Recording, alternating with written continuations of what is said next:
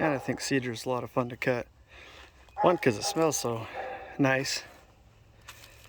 And the other is it's just beautiful. This is one of the bigger logs I was talking about. So I've got 3 sides kind of squared off. I wouldn't call them square, but mainly I'm trying to take off the outer bark, the edges, just so I can get it to cut easy and find out. I was going to be best to square it out. I really probably should be measuring and so I get the best use of my wood and kind of just eyeballing things.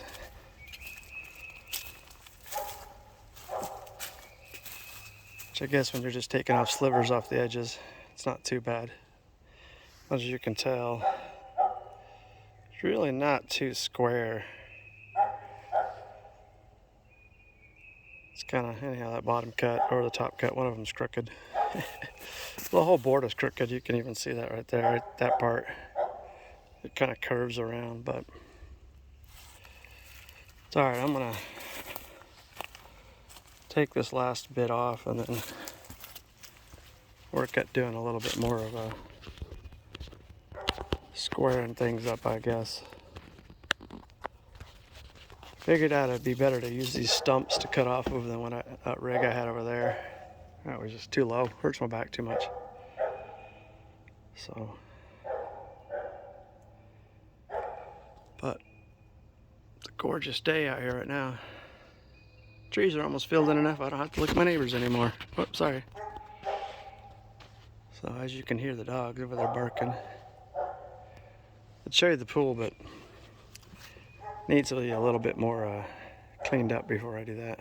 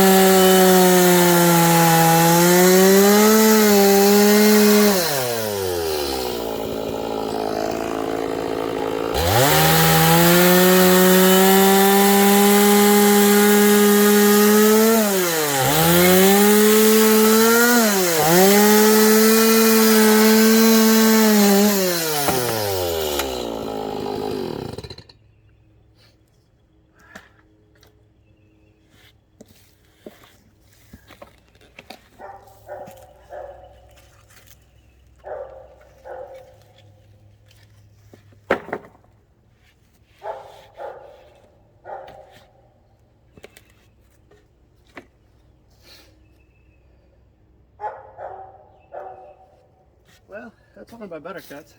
I have to say that. Getting better at it. Not like right here. I think. Oh, look at that. It's definitely wider at that end than this end. But just gotta figure out.